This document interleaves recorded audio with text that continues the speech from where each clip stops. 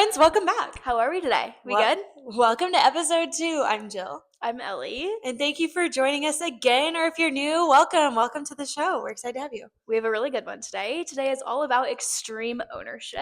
Get This ready. is one of my favorite topics to talk about. So we're going to get into it. We're going to kick it off just right off the bat. No time for the bullshit today. We have a pretty aggressive but effective statement for you. If Jill wants to do the honor. Guys, I wrote it down. It's so good. So ignore me from reading off the paper. But I want you to really take in every word I say, really write it down or just ingest it, whatever you need to do. What you're not changing, you're choosing. Every single thing in your life, whether it's your habits, your relationships, your mindset, your results, or your actions, is a direct reflection of what you've decided to practice, tolerate, accept, or ignore. You're not going to play the victim. You're not going to blame excuses, other people, or bad luck for your inability to take ownership. If you're unhappy with where you are, it's because you've chosen to stay there. You have the power to take control and do something about it. It's time for you to own it because the life you want won't be handed to you, and you are single-handedly responsible for your future. I need y'all to just sit with that for a second. Just sit. Write it down. Read it again. I'm going to read Drill it again. into their head a little bit. Maybe write your thoughts, feelings, opinions, TFOs when I'm writing this down or reading it again. What you're not changing, you're choosing. Every single thing in your life, whether it's your habits, your relationships, your mindset, your results, or your actions, is a direct reflection of what you've decided to practice, tolerate, accept, or ignore. You're not going to play the victim. You're not going to blame your excuses, other people, or bad luck for your inability to take ownership. If you're unhappy with where you are, it's because you've chosen to stay there. You have the power to take control and do something about it. It's time for you to own it because the life you want won't be handed to you, and you are single-handedly responsible for your future. Got it? Got it. If you need to hear it again, start it over, hear it again. There's some good stuff in that statement. Or pause it, ingest it, digest it. Just reflect for a second. There's a lot of truth to that statement. There's a lot of power in that statement. I'm going to kick it off with another aggressive statement here. If this is something that you are not willing to accept as truth yet, this episode is not for you. You are not ready to hear what we have to say. Maybe click off and do some reflecting on yourself, your habits, your practices, your actions, and then come back when you're ready to own your life. Because this is what it's all about. No excuses, no buts. Guys, you're doing it to yourself. What does this mean? Every single thing in your life, your job, your body, your relationship, your friendship, your mental state is a choice at the end of the day. It's either something you've actively chosen, passively accepted, or just you've accepted and refused to change it. I've had an awful relationship the past year and I just didn't do anything about it. I just want to be very clear about the fact that things that you don't like in your life, staying in it is a choice. So when you're miserable and things that you don't like, you're choosing to stay there. You as a human have the autonomy to decide that you don't want to do it anymore. It's a choice. Whether it's your job, whether I just gave the example, I had an awful relationship. I was just too scared to end it and make myself better. So I say that's not okay. You have the ability to say, get out. Same with your job. Same with your body. If you're just oh my gosh, I don't feel great. I don't love the way my skin looks.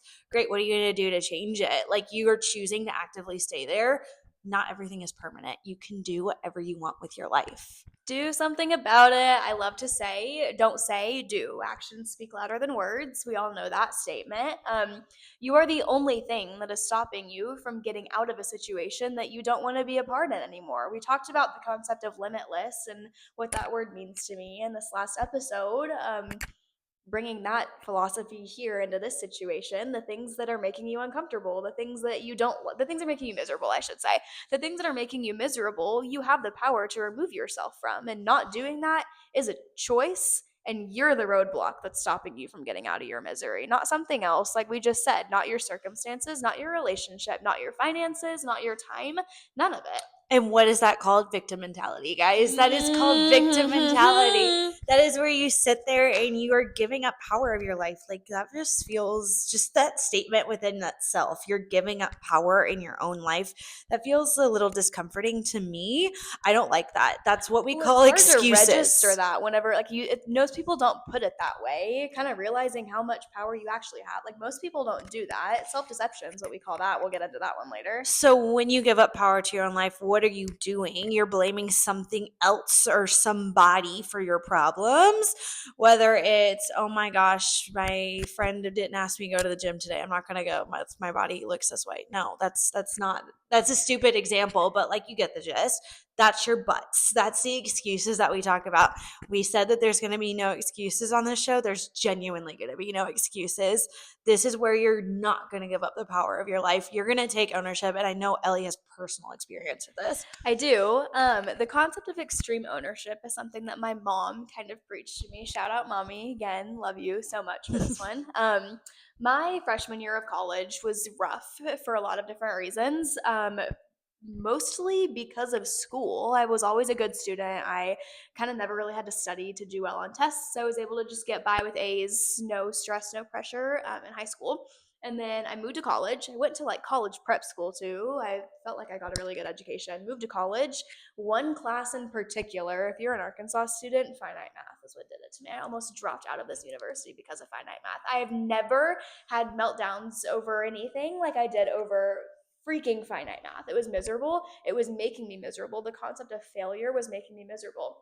And I remember it was like winter time of first semester, freshman year. It just started getting cold outside. It's dark outside. The days are short. I'm like, everything is just kind of making me miserable. And I would come home and I would sit in my dorm room and I would just cry. I hate it here. I made the wrong decision. I should have gone somewhere else. I'm a failure. I suck.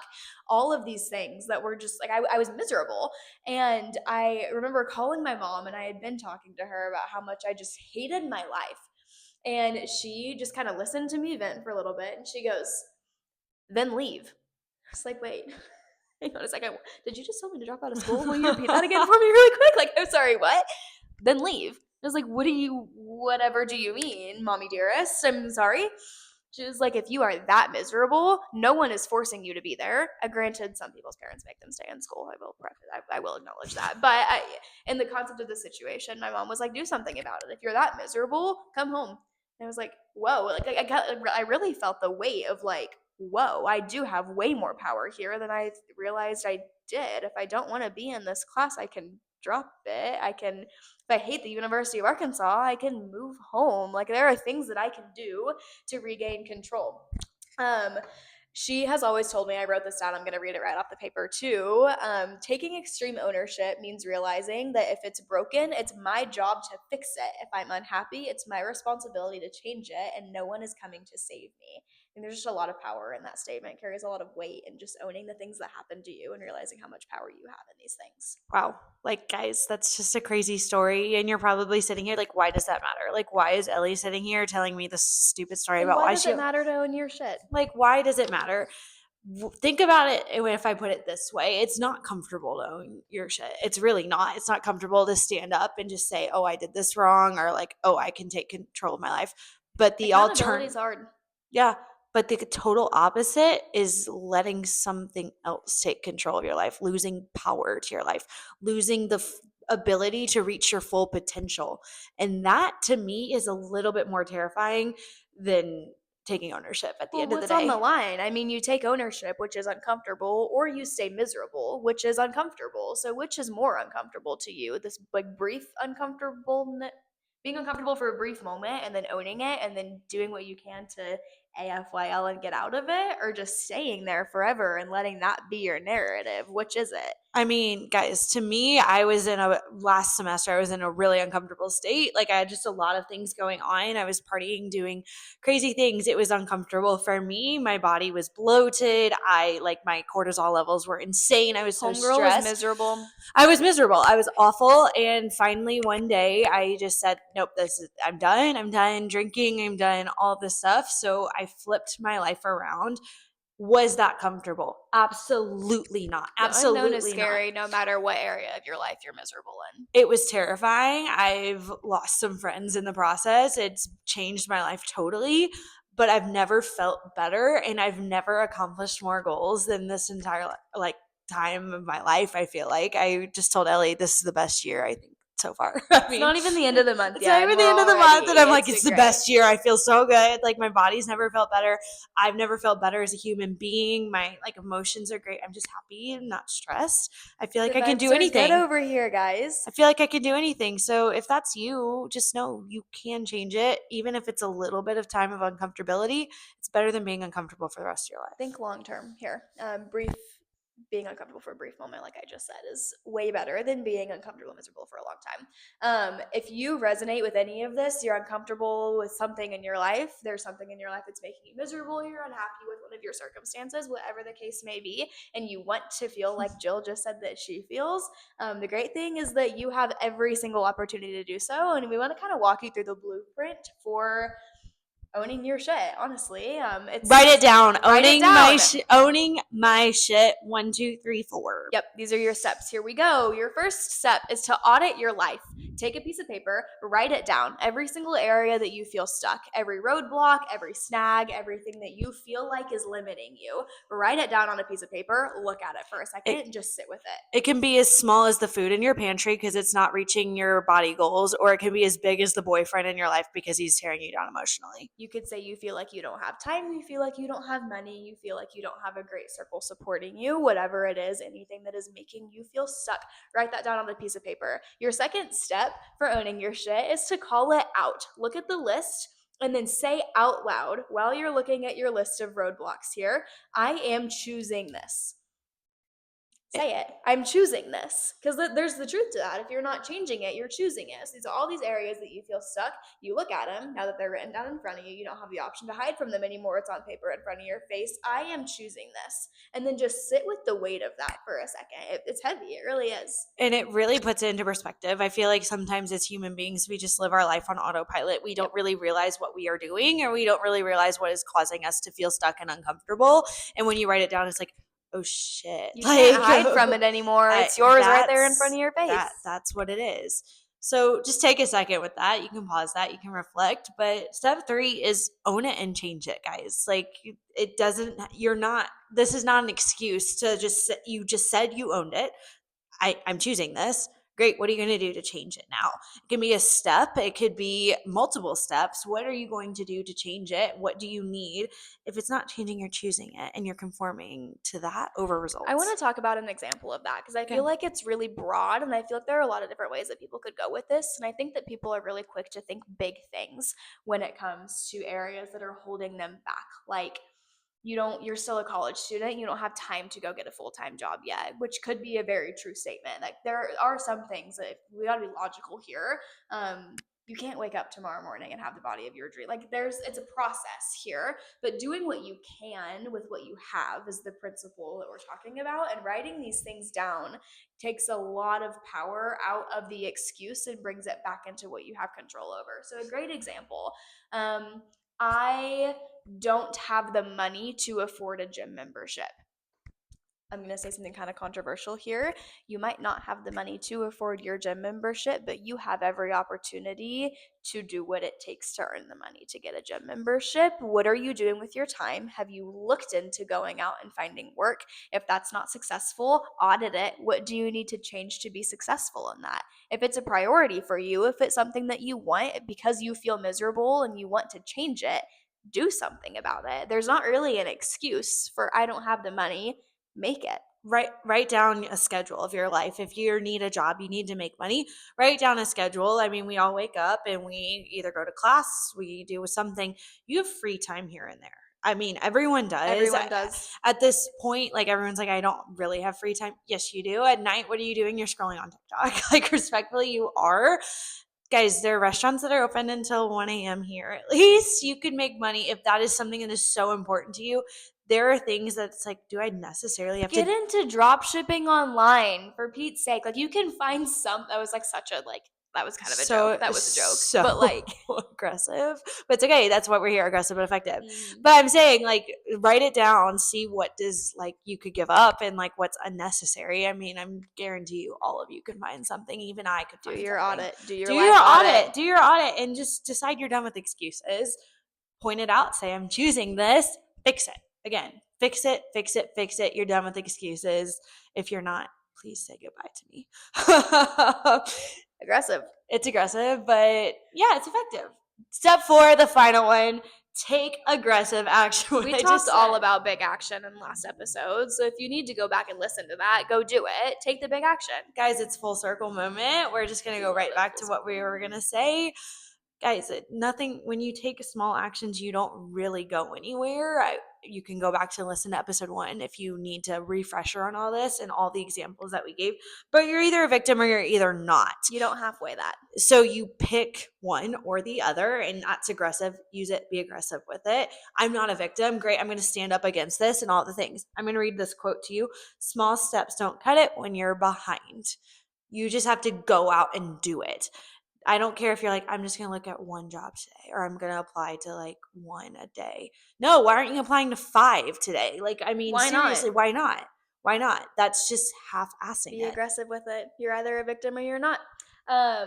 Another thing, there's just so much shit in this episode that I'm like, I was kind of thinking about what I wanted to say and what I wanted to use this little bit of time to talk about, and I would be like kind of typing things up. We were just kind of brainstorming back and forth things that we wanted to discuss. So I was like, I gotta write that down, and I'm just gonna read it right off the paper because I feel like there's no better way to say it than the way I have it written right here.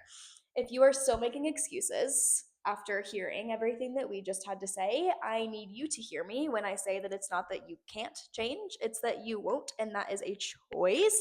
You are the only one that's going to end up paying for your inability to change. Guys, if you're not changing because you're worried about a friend like judging you or something, they're not going to feel the effect of you not changing. They're probably It's going, you. it's you. Your life. It's You're you. on the line. It's Effective. your life at the end of the day. It's not your friend's decision. It's not your parents' decision. It's sorry, mom and dad. You're the only Peace one and that's love. responsible for your life. You're the only one that's gonna feel the weight of that. I mean, you really are. Obviously, if you like really trash your life and go insane, you might hurt other people in the process too, which makes it even heavier when you think about it. But it's your life. You pay for your inability to take action. When I think about big action and taking ownership and making excuses, and if there's ever any point that like excuses are justified, there's someone that I have really just been looking up to as kind of like a source of motivation for me recently, Mr. David Goggins. I feel like he's kind of trending on the internet right now. If you don't know anything about him, I encourage you to go do some reading on him because he's a really inspiring character in lots of different areas of life, but especially in the concept of taking extreme ownership. This man had probably the roughest upbringing that I could even imagine. He was abused. He did not have a very good education. He had learning disabilities. You almost didn't graduate high school. The cards were stacked against this man, and he was miserable for a little bit. He's talked about that. Like, he owns that he was miserable for a long time, but he realized that he had enough with being miserable, and he decided to do something about it. So he did. I mean, the man lost, what was it, like 100 pounds?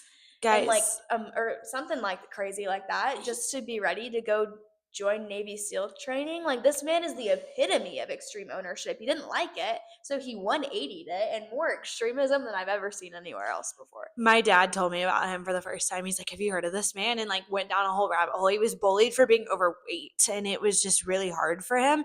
And he quit making the excuses, oh, my genetics, oh, I was abused, oh, I have a disability. No, it took him 3 months to lose those 100 pounds to get to Navy SEAL training, which if y'all don't know, that's some of the toughest training out there Absolutely. in the entire world. That's to put it Insane. lightly. Thank you for your service, sir. But he went on to set world records. He went on to become the toughest endurance athletes in the world. Like, that's insane to me. And he had every excuse in the book, more than I have. Like, that man has more excuses than a lot of people in this world, and he didn't let any of those stop him. And he came up to be one of the most inspiring people, I would have to say. Absolutely. One of the things that he says all the time is, I don't feel sorry for you, because he had every right to make an excuse and he didn't. So for you to sit here and say that you don't have the time or the resources is insane, because I encourage you to look him up if you don't know who he is. He is inspiring. Absolutely. All of his posts, everything are great. If you need some extra motivation, he will definitely give it to you. Absolutely. He's fabulous. He's awesome. But that's a prime example of you have every excuse in the book, and he had the worst, maybe. Why are you doing that? Arguably the worst. Yeah. Absolutely. Yeah. Absolutely. Call to action moment really quick. If you have not already done your little life audit of all the things that you're unhappy with to decide what you're going to change or keep choosing, I guess, hopefully not. I want everyone right now to write, preferably on paper, but if you need to, like on your phone in your notes or something, write down one thing in your life that you're not happy with. The first thing that comes to my mind right now is I have been doing a lot of complaining about my nighttime routine, and I have had a hard time owning that. I am not setting myself up for a successful morning by like having a good nighttime routine before I go to bed.